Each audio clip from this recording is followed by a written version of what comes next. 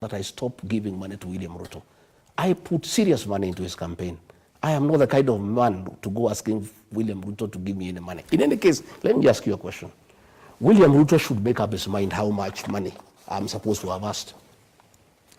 His chief propagandist, that is Itombe, wrote, and it's there, I have a copy, I will give it to you. I remember, yes. That I'm asking for 6.5 billion. Okay? Sure. His Mr. Fix-It, Kimani Ichong'wa, went to Europe in an interview and said, I'm asking for 8 billion. William Ruto says, I'm asking for 10 billion. Between his Mr. Fix-It and his chief propagandist and William Ruto, can't they sit down and agree the figure that Rigathi Gachagua is supposed to have asked for? So I want to explain to you that there is nothing like that. It was just a narrative he wanted to bring to the mountain because he needed to explain to them. Because he committed himself that he would never humiliate his deputy. He went beyond "got rid of me." He needed something to tell the people of the mountain. But of course, everybody knows it's a lie, because if that was true, it should have come in the impeachment. Again, let me tell you, Rogers. But I have to ask you, because you're equally on record in public mentioning that President William Ruto offered you 2 billion Kenya shillings to resign ahead of the impeachment in October. Yes. So isn't that a counter-narrative? No. I talked before. He talked the other day. Okay. I have not talked after he has talked. So your claims are true? I said he talked to me. He sent a very senior officer in government. Well, he called me myself when we disagreed and said, I cannot work with you. I would like you to resign. And if you don't, I'll impeach you. And later on in the interview, I'll tell you why we disagreed. And he said, instead of you going home empty-handed, and since you assisted me, I would like you to go with your retirement package, and I can get you some money to get you started off, like 1.5, 2 billion. I told him to go to hell. I'm not interested. I'm priceless. And that kind of money, you know I have. You know how much I funded your campaign. I am not a man to be given 2 billion shillings. You know what kind of money I am into. And therefore, I said, fine. He sent a very senior officer to come and see me. On Thursday, when the National Assembly resolved that I should be impeached by going to the Senate, that Friday morning, he sent a very senior officer to come and see me. And he gave me his terms. And again, it's my ethics, because I don't record people. I recorded that conversation, giving me that offer from the president. I have that record. Okay? So the senior official was speaking for the president? Yeah, he sent me the following day. But you know the burden of proof lies with the accuser. We need to see this. No problem. The following day, he told the officer I should go and have a discussion with him. And I refused to go to State House. He suggested I go to his hotel, the Western Hotel. I refused. And we met somewhere along State House Road in one of the safe houses run by the National Intelligence Service. And between me, that officer, and myself, we had a discussion with the president. Again, I recorded that conversation for posterity, because I know William Ruto. I put it on record. Again, he gave me that offer. I told him I'll think about it. I didn't want to have a fight with him because it was not necessary. That officer persuaded me that I should listen to the president. And because he's a man from home, he said, it doesn't matter, whatever it is, just listen to what he has to say. Who is this officer? No, I don't want to. For the sake of our public, you go for an interview, you have to... Let me explain. So I said no, I declined. The day I went to the Senate, the first day, that officer again was dispatched by the president. And I refused to see him, but after consultation with my counsels, I agreed to see him. Again, he brought me another offer. I recorded it. I am very conflicted. That officer is an innocent man. He's an emissary of the president. He is in service. If I expose him now, he will lose his job. He will be in very difficult circumstances. So on discussion with my family and lawyers, we have agreed that when he retires, and it's not very long from now, we'll be able to release that information. And I've done that because I know his family, and I don't want to jeopardize his position. And because he did not come on his free will, He serves the president and he cannot be able to argue with him. I'll have that information. It is ready, it's well stored. And I would like to tell these people not to try to come and read here to get it. It's not here. I've stored it nicely with somewhere, and it's in good position. Allow me to reel you in, because you're a truthful man, as you say. At the end of the day, if you're giving us allegations, you have to substantiate. I don't understand. I have told you, because when the president went to that interview, he was asked to substantiate. He refused to substantiate. I have done a lot of substantiation. I've explained to you why I don't want to receive the information now. But I will release the information because it's for public information, so that between me and the president, the people can know who is right and who is not right, and who is lying to the people of Kenya. You know what your critics are saying? Yeah. Since you heavily funded the presidential campaigns in the Mount Kenya region, that you're asking of this 10 billion, or is it 6.5 billion, whichever the figure, was simply a way of returning your investment. You well know how politics in Kenya is transactional. I don't think so, because when I was funding the president, there was no issue. If I needed my money back from him or whatever it is, we'll discuss. I have not asked the president to refund me any money. I'm a leader. That was an investment in the presidential campaign. He was president, I was running it. I too had a responsibility, to spend money on the campaign. And that's why I'm saying I'm not the kind of person to ask him for money. And he knows that, because I'm an astute businessman who have worked for many years and made my own money. And I was in the campaign on my own violation. The president did not force me to be in the campaign. I spent my money because I thought it's the right thing to do. I mobilized resources from friends, and I did not ask him. And if I had asked him, he should have said then. He cannot say now, 6 months after. He would have called a meeting of UDA, the PG, put me to task and say, Rigathi here is asking me for this. He would have called some elders, some church people. He never did any of those things, because that is how you do those things. Okay. But myself, when he offered me an offer to resign, I talked about it. I did not waste time. I talked about it because that is the situation. But it's still a narrative. We'd like to substantiate this claim, sir. I have told you what I need to tell you. And the long and short of it all is that the president wanted to create a narrative with the mountain. And you see, these mountain people are looking at him very closely, because the things he said about me are not the things he said today. Okay? When he said I should be his running mate in Karen on May 15th, he had this to say. There were so many other instruments. I looked at many things. I looked at what was required of a deputy president. In the end, we all settled as a team on Gachagua, because he's an astute debater, a fantastic grassroots mobilizer, a disciplined and tireless political operative, a successful elected politician and businessman, a principled politician of tremendous resilience and fearless fighter for the right cause, an indefatigable champion. Gachagua is a self-made man, a politician of repute, and a public servant whose sole goal is to help others. Gachagua is a very passionate leader, a people's person.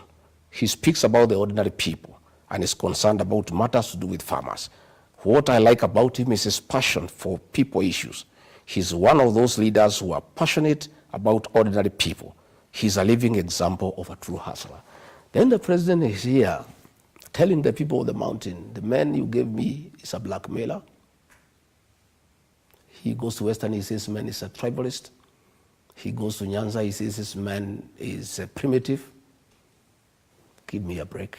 You are talking to the same people. These same people are the ones he talked to when he wanted my services, when he wanted me to mobilize the mountain people, when he wanted to take advantage of my oratory skills to mobilize votes for him, when he wanted me to articulate people-based issues.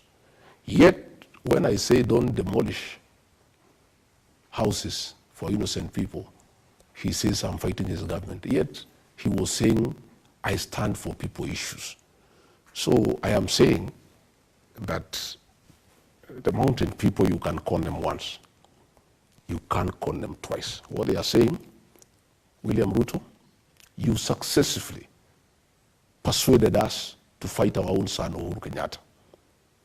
Please, you cannot persuade us to fight Rigathi Gachagua because we now know you. You came and told us that Uhuru Kenyatta is bad because he is working with Raila Odinga. And Raila Odinga is a very mad man and a very dangerous man, the Lord of Poverty. Today, you exist for him everywhere. Then the mountain people are looking at him and saying, is this the same man who made us hate Uhuru Kenyatta because he was working with Raila Odinga? Today, he is singing praises for Raila Odinga, taking him all over Africa to be the king of Africa. Right. And he wants us now to believe him, that Rigathi Gachagua wanted 10 billion from him. Is this not the same man who came here and told us that Uhuru Kenyatta is a drunkard? Is he not the same man? Now he is here again telling us that our son, Rigathi Gachagua, is incompetent. Our son, Justin Muturi, is incompetent. Our son, Moses Kuria, is corrupt. Our son, Metheka Linturi, is corrupt. Mr. President, I have no capacity to advise you. Nobody can fool the mountain people twice. You fooled them once, they feel very sorry about it. They actually feel very low and very down. I want to assure you, your tricks are now known, your games are known. You will never again in your lifetime make the people of the mountain fight their son or their daughter. They will never do it. You made us hate Uhuru Kenyatta. Okay. You made us humiliate him. You told us bad things about him that were not true. You said he was incompetent. You are the one who is incompetent now. It is very clear for everybody. Everybody is incompetent except you. Even now you are saying your new Mr. Yesa is very competent. You are the only one who is competent. Everybody else who disagrees with you, everybody else who has a problem with your modus operandi, anybody else who has a problem with your leadership is incompetent. Okay. You are the only competent person in this country. So, and with all due respect, we'll treat what you've said earlier on as allegations because you still haven't substantiated them. I have to ask you this because it's a multi-pronged question. When exactly did your friendship, your working relationship with President William Ruto start, and when did the rain start beating it? Probably before we come to that, you said that he said I fight small people. I don't fight anybody. He says that I was fighting Farouk Kibet. Farouk Kibet is not a small man. He is a co-president in this country. Farouk Kibet runs the government. Everybody reports to him. The Inspector General of Police, the head of public service.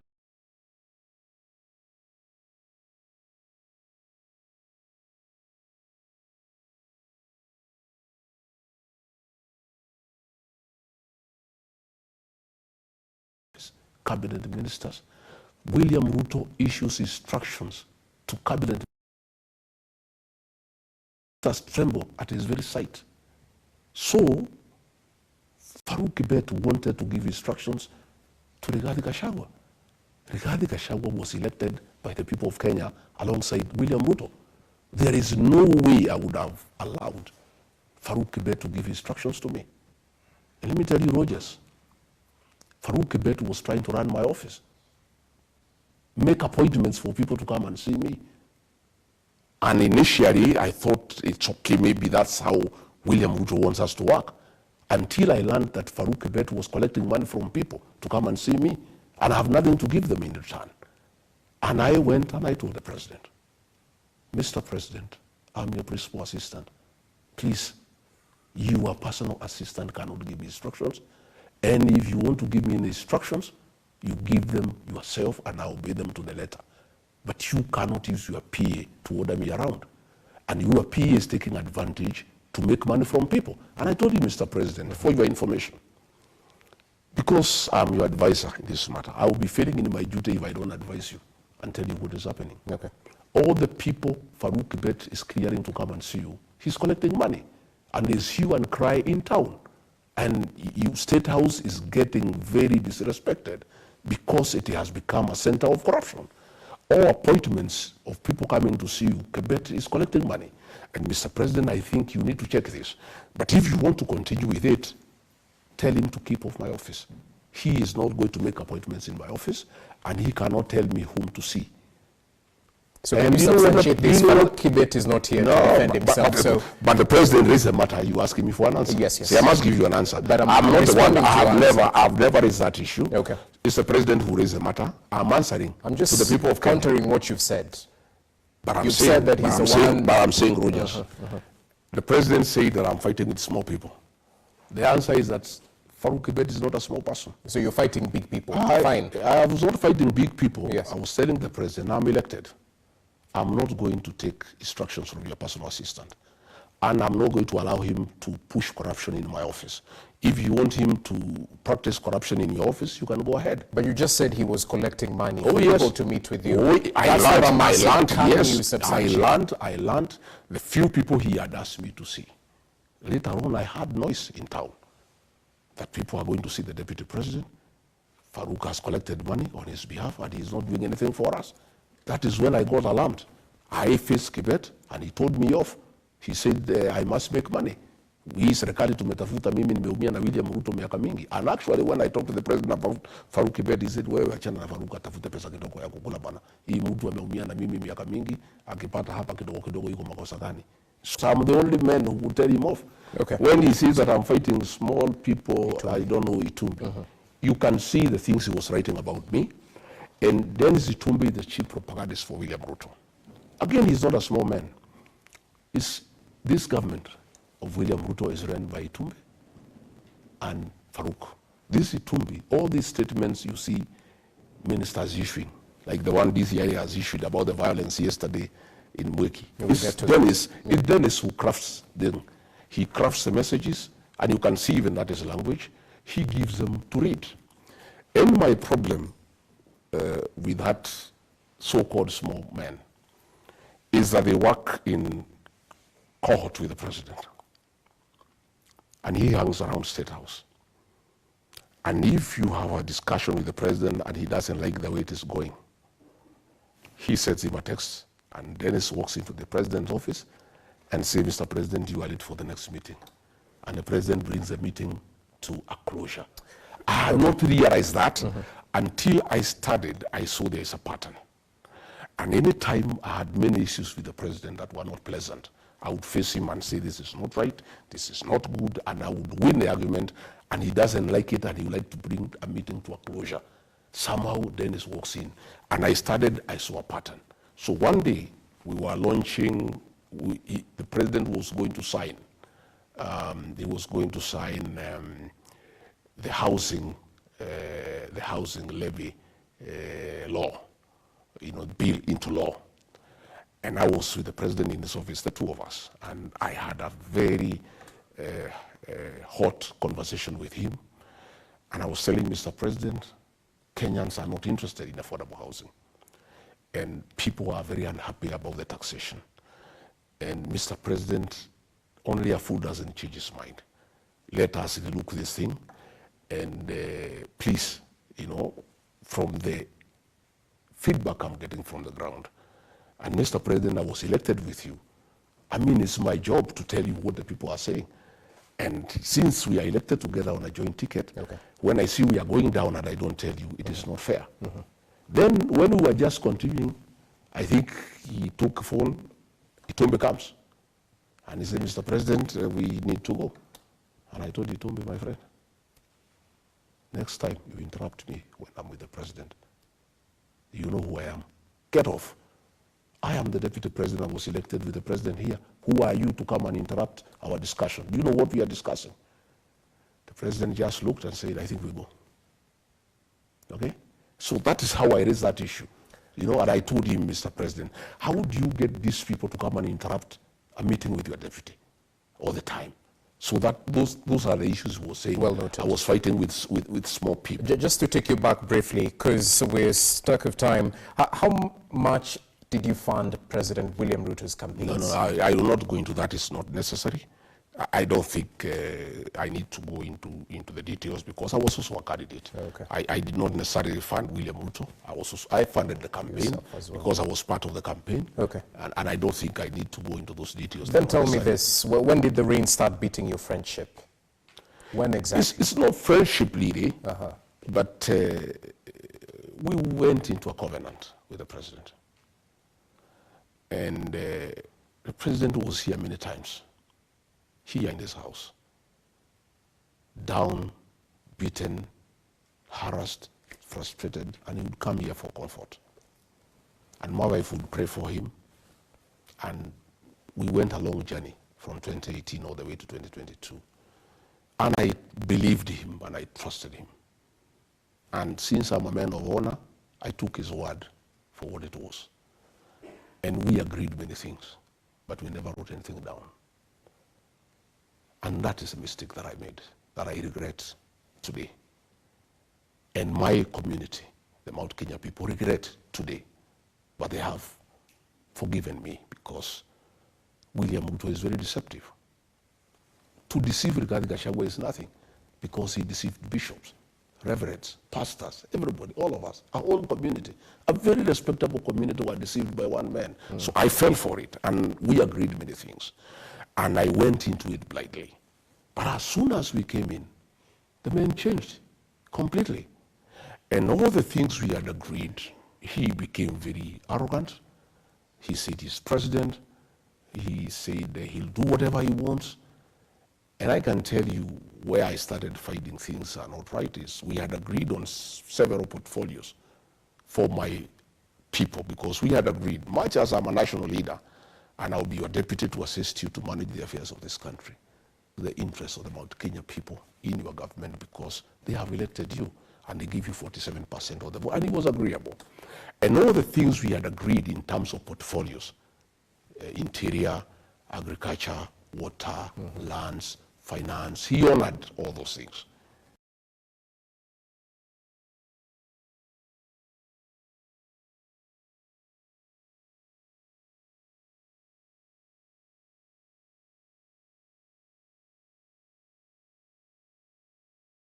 Without any reference to them. And I realized he had conned me and the community. So that's when the issue started. That is one of the issues. Okay. Number two, he keeps on saying people are tribal. He has accused me of tribalism. When we were appointing PSs, I asked him, since I was a public servant for a long time, we need institutional memory. These PSs are civil servants. Much as they served Uhuru Kenyatta, they are career civil servants. Mr. President, why don't we retain several of them for continuity instead of bringing everybody who is new? He said, no. But there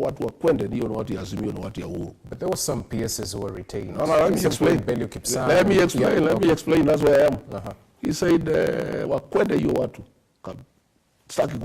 get our own people, they will learn on the job.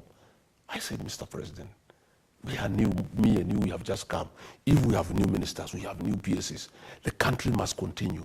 Why, please, from my people, from my community, the region, I have 5-6 people I would like you to retain. And for you, as you can retain what?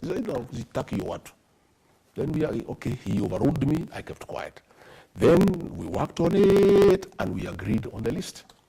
And we got all new people, okay? And I went home. All new people? All new people, in agreement between me and him. Okay. I came here. At 7, the list had changed. From his community, he retained 5 PSs. From his community, he retained Belio Kipsang, he retained Julius Koril, he retained Kipto, he retained Kimtai, and Dr. Tum. From my region, he retained one guy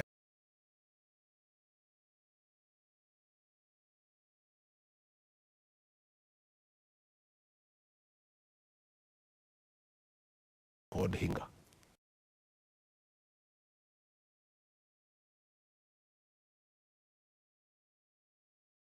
This is not fair. You have started shortchanging me right in the beginning of our government. He told me, Rigathi, kama you want to be the appointing authority, my friend, You run for president, you can appoint the PSs you want. This is my government. Now, Kwende, and he switched off the phone. That is, and when I hear him That was in talking, 2022. Yeah, 2022. That was the second month in government. So when I hear him talking about tribalism, that Rigathi Gachagua is tribal. When you look at the way he reappointed PSs from his community and chased away all the other PSs from all the other communities, except his own community.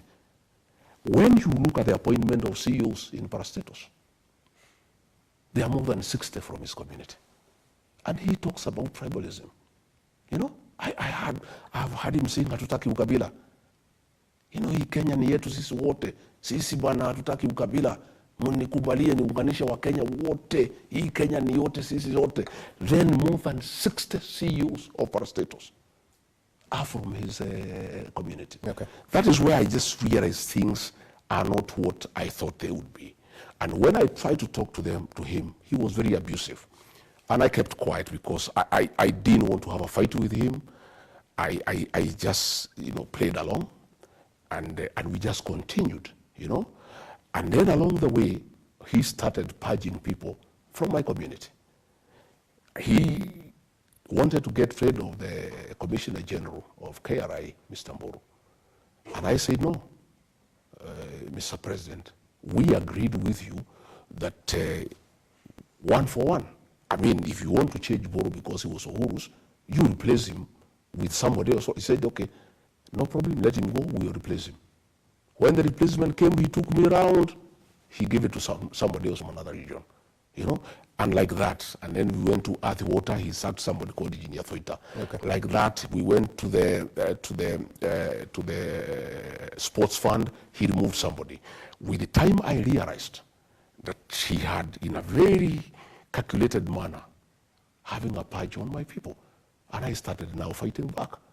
And I would face him and say, Mr. President, these people from this region voted for you, 47%. You will not be president without their vote. They are asking me questions that I cannot answer. The issue of pending bills, 900 billion. People came to me to see me. And I saw him, I said, Mr. President, for us to improve circulation of money into the economy, why don't we make the payment of pending bills a priority? Sema hiyo watu ya Uhuru bwana.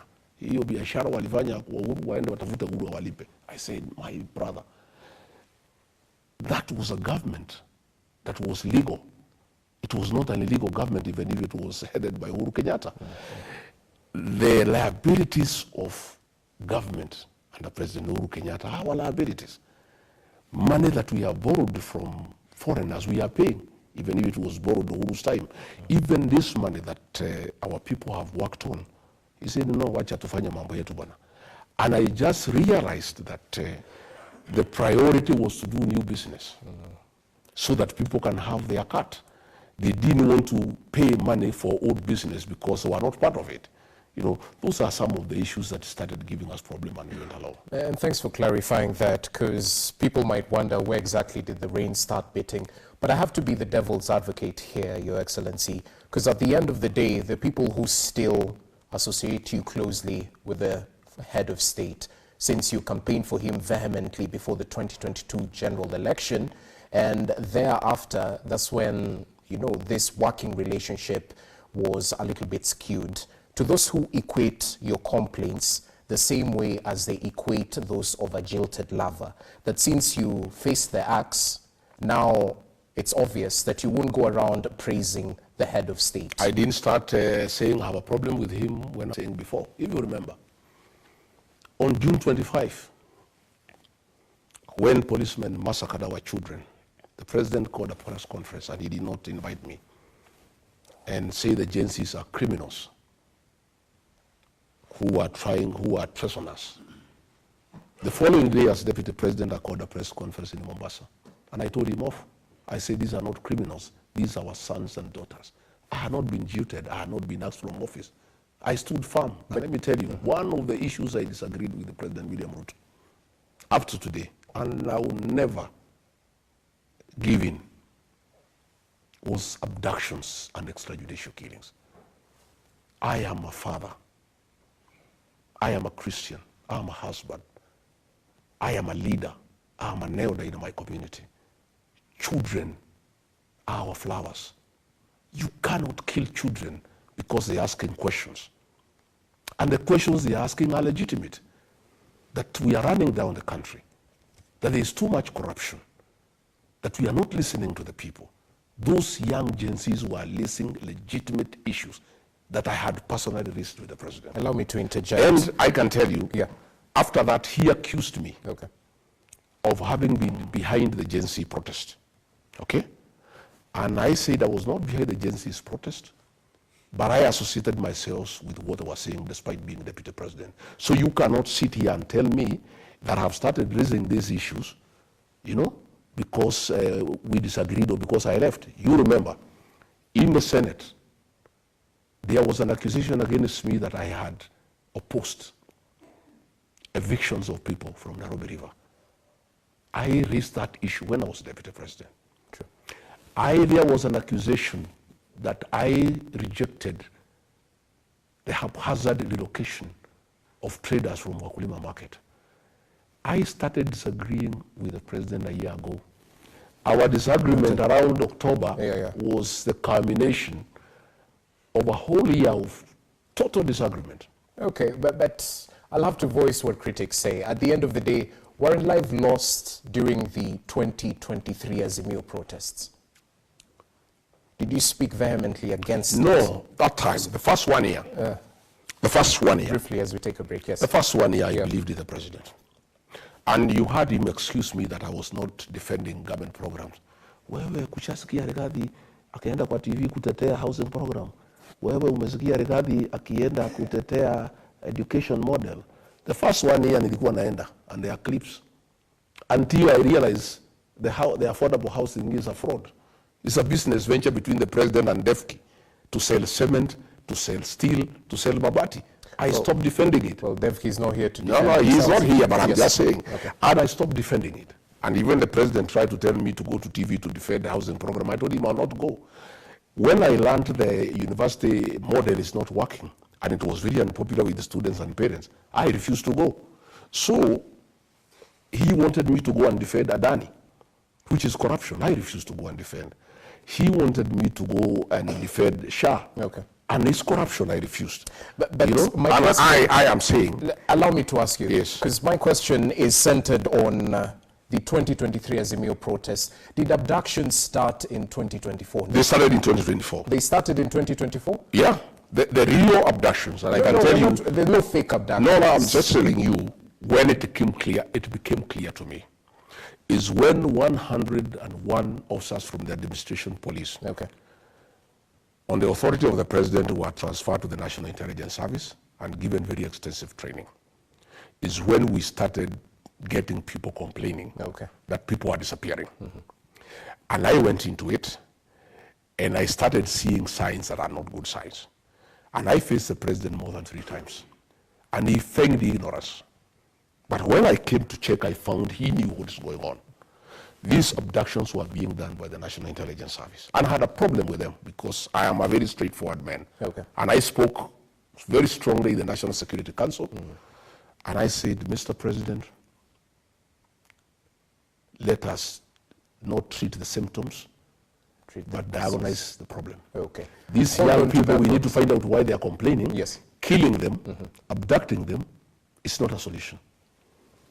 Hold on to your thoughts. We take a short commercial break. Do stay with us. The Wamunyoro Bombshell continues in just but a few.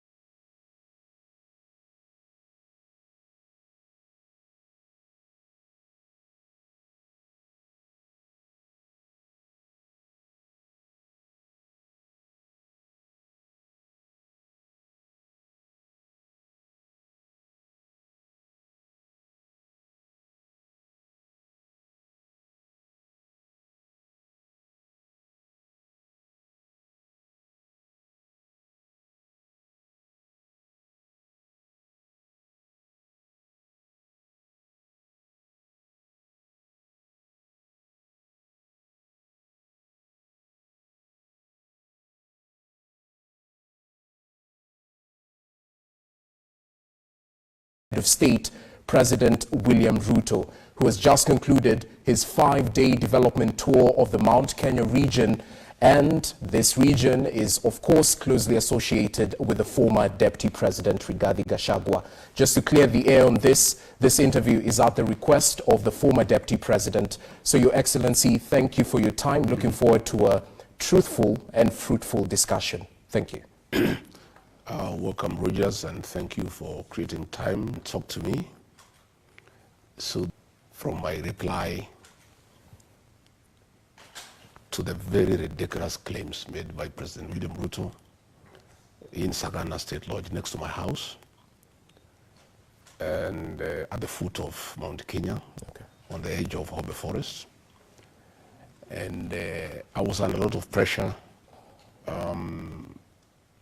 It's very sad that I have to spend time to respond to these very ridiculous accusations by the president.